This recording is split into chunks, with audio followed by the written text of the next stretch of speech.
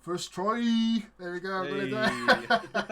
Welcome everyone. I am TheSaffronMan, and that is Sporadiclese. We are Red versus Red, and this is our for or against segment. We've just done our podcast, our weekly podcast. Make sure you go check that out on Rumble and on YouTube. Make sure you hit the follow button as well if you like content. Show your support over the Christmas holidays. That would be great. Sporadiclese. So I'm going to be against this week or for? Or what did we just agree on? You're 5 going to seconds be ago. against. I'm going to be for. Okay, so Sporadiclese is going to do the for segment. I'm going to be against. And the first question I've got for you today, Sporadiclese, is drum roll. What we got? We have dream start for Amarim. So Amarim's just had a couple of games under his belt. We've had a draw as well. Is this been a dream start for Amarim? All things considered. I mean, yeah, absolutely. I mean, it's the only kind of road bump that you could possibly argue would be the Ipswich game, and I think that that being the very first game under him, I think we got to give him a little bit of grace. Our players, have been stuck in a system that they have been playing for years and years and years, and now we're finally starting to see a little bit of what he's bringing to the table in the last couple of games in terms of the shift in tactics. There were so many opportunities where, in the Ipswich game where, we should have been just turning with the ball and playing it forward and being direct. And now we're starting to see that in the last couple of games against Sporadiclese, as well as, today against Everton. And so, we needed points in Europa League. We needed them badly. We needed points in the Premier League. We needed them badly. And so 7 points out of 9, that's a pretty good start, all things considered. We could have had 9, but still, with everything that's been going on and, a lot of the players not necessarily knowing what to expect whenever he's coming into this role as manager after the international break. I think this was a dream start for him. 7 points. 7 points is not a bad haul. On a side note, I saw Rico Lewis shoot the ball, and the tuft of grass went further towards the goal than the ball did. So that was just to see slow motion. He kicked the ground, and Yes, perfect. All right. Anyway, so look, I don't think this has been a dream start in terms of the actual results. Yeah, it's not been bad, but in terms of the formation and what he wants from the players, I think it's been far from exceptional.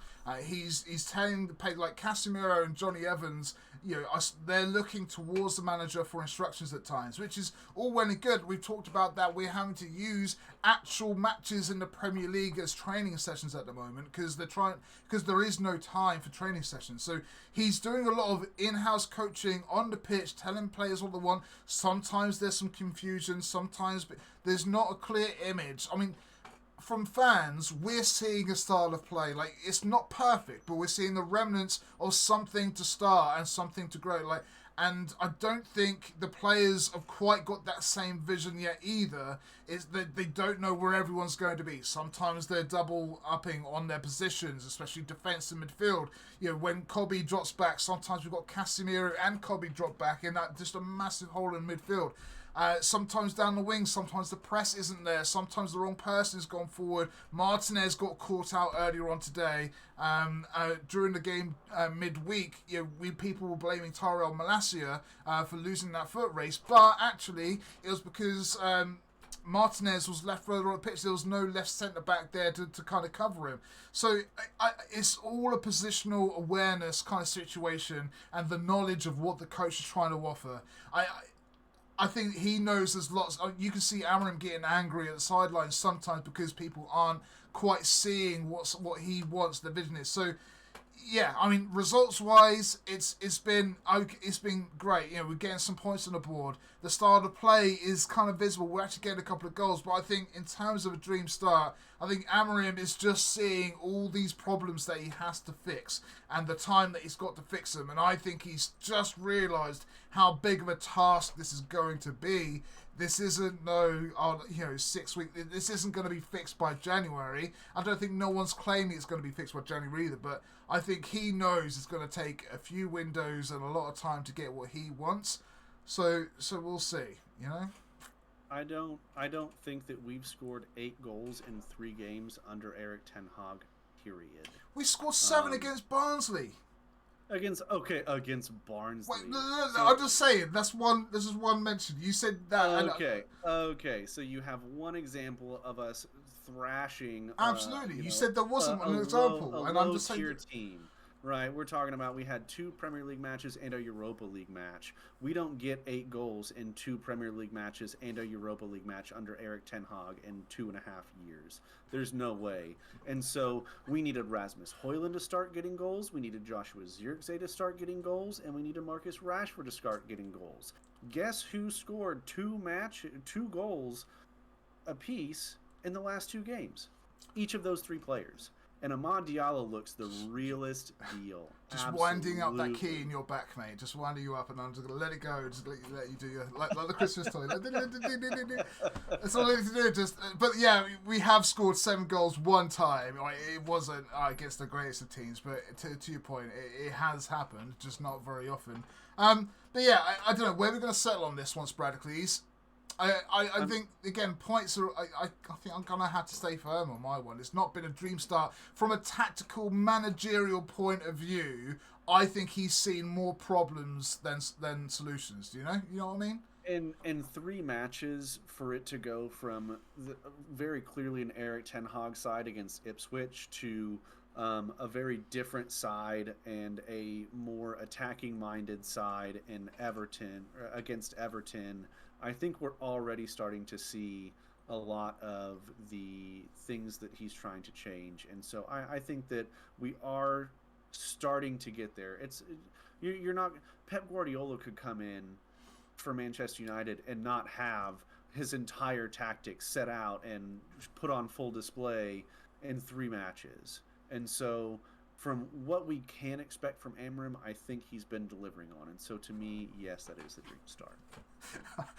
Mo Salah just got kicked in the knee. And he's like, he complains, oh, he's hurt my knee, and then runs around on the spot on the bad knee. Remembered he had a bad knee, then picked up his knee again and went out. Oh, you silly Billy. Okay, look, all right. Well, I'm gonna be very festive in spirit, and I'm gonna just leave that one white there, Sporadiclese. And festive would be giving me that one because it already should have been mine. Bah humbug. I'll take a draw. Bah humbug. I'll take a draw. Yeah, it's Scrooge. Yeah. All right, question number 2. We have here. Martinez ban will cost us the Arsenal, as Martinez got a really strange booking today against Everton. Was it really? I don't know what it was strange, but he did get booked. That's his 5th booking. He's going to get banned for 1 game against Arsenal, which is going to suck. Is that going to cost us RedVsRed or not?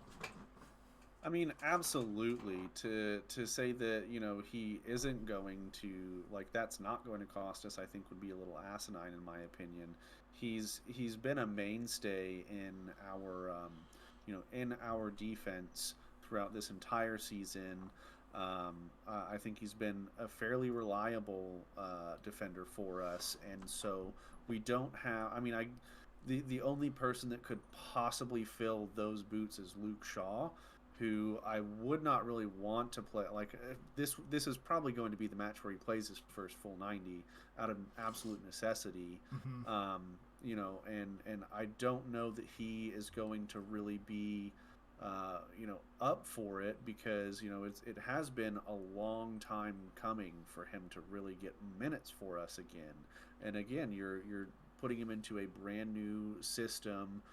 So he's having to acclimate back to the Premier League, and he's having to acclimate to an entirely new system, and he's going to have to acclimate into a role that he, has filled into, but is not entirely accustomed to. It's not his best role.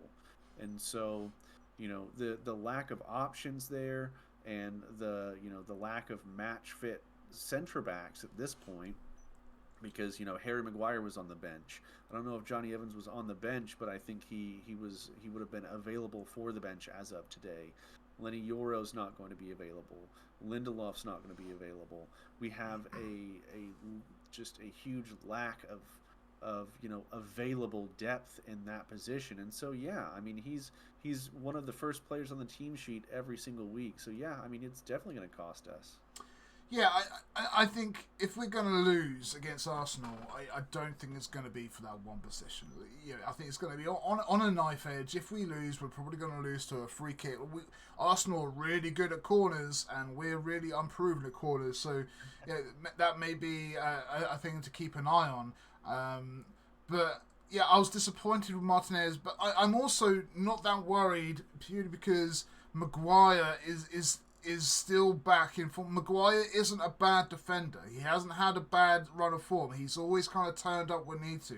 So if we've got Mazraoui, De Ligt, and Maguire, I think that's more than capable, especially if we've got the right wing backs in front of them and the right midfield. If we set up right, I think Maguire, De Ligt, and Mazraoui is plenty. And I don't. I mean, even if not that it's going to happen. But even if someone like Godwill Kokonki will come on, because mate, he is going to be an absolute beast. If Maguire got injured in the 60th minute or something, we have Luke Shaw that can come on, and I'm sure that he probably won't start. But Luke Shaw pretty much is a centre back at the moment for us more than a wing back, purely because of his experience as a defender. I'm not that worried at all. I think if we're going to lose, we're going to lose from other means, i.e. the midfield that I spoke about earlier on in the podcast, where they understand a lot more than about their own formation than what we do. But I don't think that one spot. Again, Martinez probably isn't in the best form at the moment anyway. Like just a week ago against Ipswich, like where Tyrone Malacia had that sprint, that Martinez probably should have been there for cover anyway. So he's not been like 9, 10 out of 10 or even 8 out of 10 performances of late Martinez. Busy Christmas period coming up. Yes, I wish he was if he was banned for this game against Everton and back for Arsenal, I think that would have been awesome. The fact that it's the other way around, alright, so be it. We've got Man City coming up. Let's make sure that Martinez is fit and ready for the game against Man City, because we're going to need everyone we can for that match also. So yeah, I mean, this one isn't going to be bad. I think the game's going to be won or lost at other areas of the pitch ultimately, I don't know. I mean, with Bukayo Saka, Gabriel Jesus, and Trossard all in that lineup for Arsenal, especially with Bukayo Saka. Bukayo Saka can cook people, absolutely. So you want to talk about putting Maguire up against a Bukayo Saka? He's gonna get exposed. Absolutely, especially if we're not playing Luke Shaw in that left wing back role. So, Martinez is just the type of player that we really would have needed to kind of shore up that particular side of defense. Yeah, but it's not like we're getting a man sent off, though, Sporadiclese, right? We have capable people that can come into... It's not like we're going... Arsenal played Man City a little while ago and they went down to 10 men in that first half and they literally defended the whole of the second half pretty much. And they nearly got a result out of it. And that's without 10 minutes. We are going to have a full 11 people on the pitch for as long until Casemiro gets himself sent off. But we are going to have... It's still about the matchups. It's still about the matchups. And this is going to be a team that we need to have pace against, right? If we do not have the pace to be able to deal with those types of players, then we're going to have a bad time. And you're talking about... Remember, we're going away, though. I think we're going to need pace in the midfield and attack. I don't think we're necessarily going to need pace in the defense because we are away, and I think we're going to be...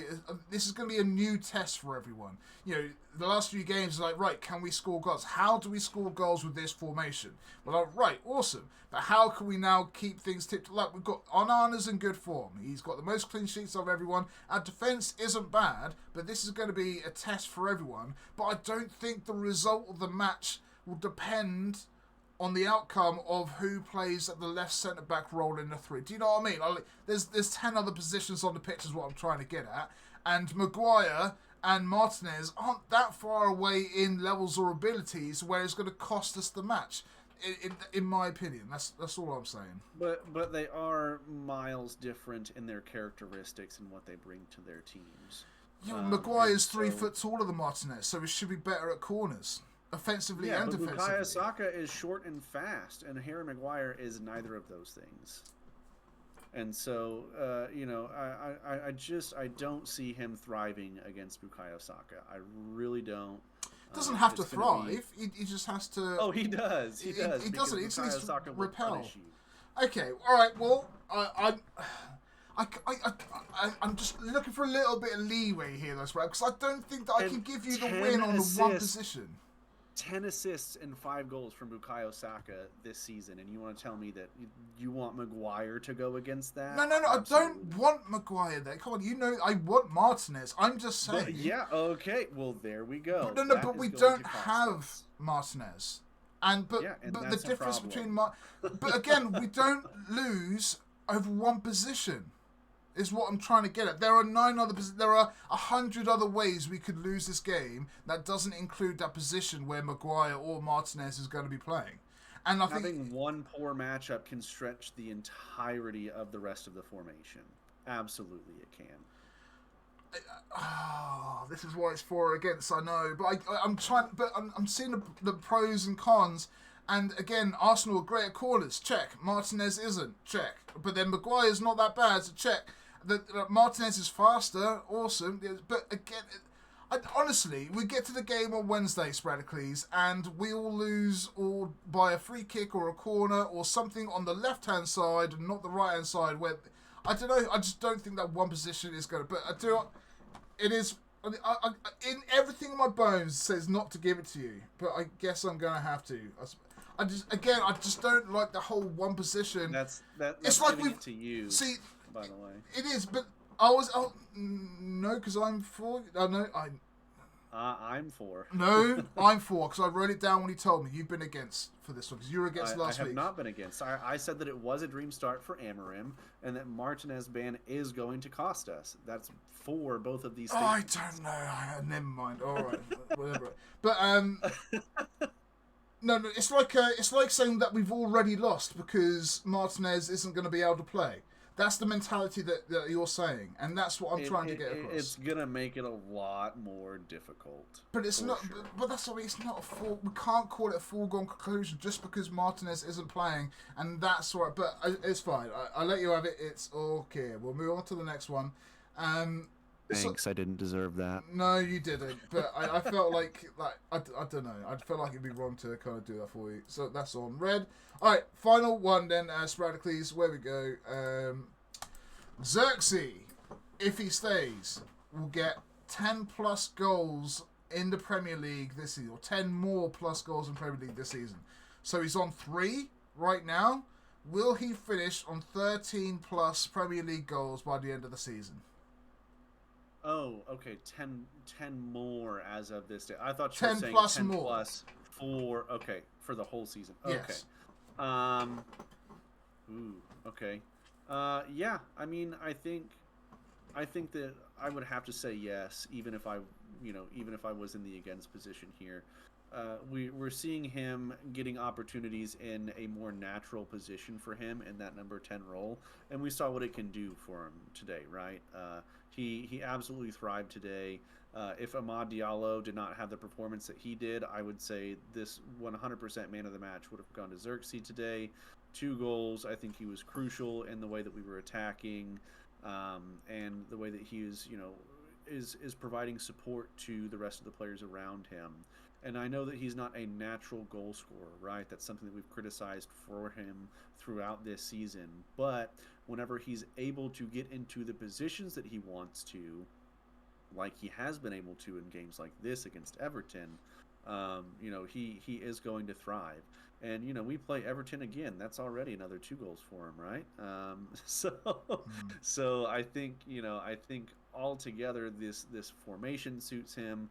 I think he's going to have a lot more flexibility to do the things that he wants to, and that this formation really, really is going to be unlocked by having players like him doing the things that he does in this type of setup. And so, yes, he is going to get more goals, and not only that, he's going to get more assists as well, for sure. I'm going to say he's not even going to be here. So I'm going to say it's not going to happen. I've talked about this before. We've had a new person. Or take. Yeah, you can say what you like. I didn't say that Eriksen was bang average or anything. So it's like we've all got a poor take in us. We're always gonna go back to that, aren't we? But look, let's just say, for example, Sporadiclese, that you bought a new car, and I know you have recently, so it's been a good analogy. So you bought a new car, but then like you don't need it anymore for whatever reason. It's your third car, like for your summer holiday or summer home or something. You just don't need it anymore, but yet you need to put a kid through college, so you need a bit of extra cash.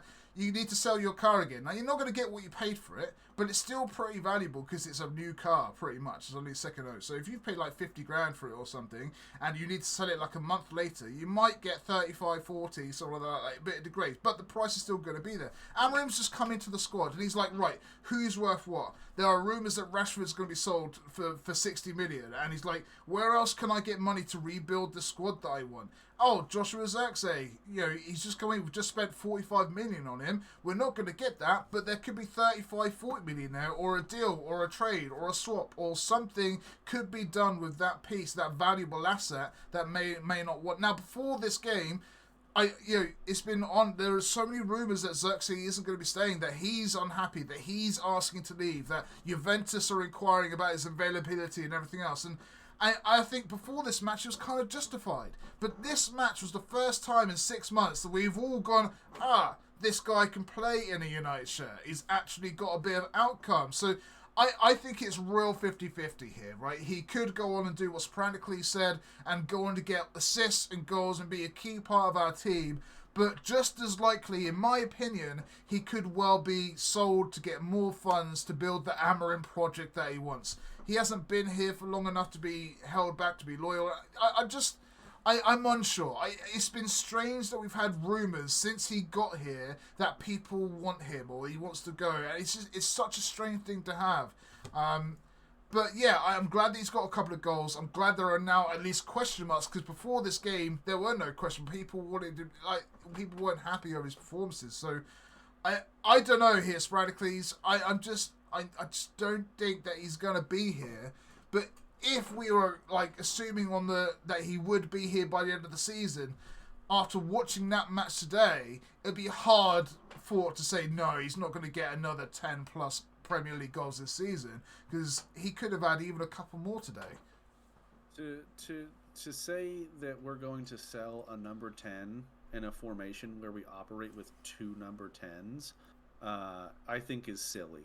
And if you're going to say that you're going to take a loss on somebody that multiple teams are inquiring about, there's no way. And so if he does go, we'd better get over what we paid for him for it. No, I think you're missing the point. We're not going to get 50 million. But anyway, but whatever we do get for Zirkzee, Mount will go in there, right? Because we've got 3 or 4 number 10s in 2 slots, and Rashford can go deeper as well if need be or whatever. So look, it's not like he's the only person that plays in that role at the moment. It could well be possible for like him to go, and we go whatever we get. Amorim will go, right. Well, yeah, I can get a right wing back there, or I can get that striker, or whatever. He could probably fill in 2 or 3 positions with that money, maybe. I don't know. But I'm not the one coming up with these rumours, though, Sporadically. So I agree with you. It's a bit silly. We buy someone, and within 6 months we sell him again. I mean, why couldn't we do that with Anthony, for starters? But, I mean, I hear, but it's not me coming up. It's just strange from a football fan who's lived and breathed football since growing up, that those rumours were there since pretty much day one that he joined our club, and they've never gone away. Like every couple of weeks there's a new rumour and a new club and a new statement coming. It's just weird. And so I don't know how you can build a fan. It's like Angel Di Maria. That's the only person I can think of that we bought and sold again really quickly because it didn't work out. I think this is a different situation, but also the similarities are there also. Do you know what I mean? Yeah, I mean, I get that, but, I think right now Amorim is trying to, play different players and kind of throw everything at the wall and see what sticks, and this stuck today for sure. And so to think that, we have all of these matches coming up quick back to back, Zirkzee is going to get more opportunities, and if he keeps on playing like this for the rest of December, there's no way he gets sold in January. If he gets another 3-4 goals and maybe a couple of assists in the rest of this month, if Amorim sold him, and sold him under purchase price, or if, I guess if the club did, Amarim wouldn't be the person selling him, right? He would have a say in that, obviously. But if he comes out and scores another 3 goals and gets 2 assists in the rest of this in the rest of this month, and then he gets sold for below purchase price, that is probably the worst possible No, thing that you Manchester can't say United that. could do. You can't say that because we've still got Anthony on the books. Can't say that. No. Well, I think okay, so I hear what you're saying. It's the second worst thing that could happen. I just think right? you've gone a bit overboard there and like the worst thing we could do. I hear what you're saying, but what it's a thing that you can get in the left back and starts funding for another position. So to say that we would be desperate and strapped for cash to do what we need to whenever we still have a Hoyland up top, like, yes, if we sell Rashford, we're going to need probably a striker and we still need a left back. And so I think that 60 million could potentially go to Alphonso Davies, and then we might even still have some left over. I don't think we would have to shell out 60 for. Well, Rashford will come under the financial fair play as well. So there's a little. I don't know how exactly all that works, but because he come through our system, it's 100% profit pretty much, whatever that counts. So it's a bit more that, however that calculates, it'd be a bit more. But yeah, I hear you. But again, I don't know. I think Xerxes has a price on his head, and I think the amount of people still talk about it, it's just strange to me. But I will let you have this one as well here, buddy. Don't say I never do anything for you at Christmas, everyone. Hey, Jesus, let me just put that on in green and make that happening. There we go. It's the Santa hat, isn't it? It's making you more favorable to my opinions. It's warmed down the icicles on my heart. Absolutely. It's maybe a bit of whiskey for next week, and I'll wear my own or something. But let us know what you guys think down below. Thanks so much for watching. I hope you've enjoyed it. I've been TheSaffronMan. He's been Sporadiclese. This has been for or against. Let us know what you think down below in the comment section, if we're right or if we're wrong. And I'll be back on Tuesday for the prediction for the Arsenal game, and you'll see Sporadiclese before next week's podcast as well. But any final thoughts, Sporadiclese? Oh man, yeah, good week, and looking forward to see what the rest of this one brings. So good start, and thanks again to everybody that has followed and subscribed. Again, don't forget to do that. We really appreciate it, and also hit a like on the video. That helps us out a lot too, and it's all for free. And yeah, fingers crossed Man City actually get a goal against Liverpool to turn it to a score draw. And fingers crossed we get a result against the Arsenal. That would just be amazing. But yeah, anyway, all those good things. See you soon. Thanks a lot. Peace.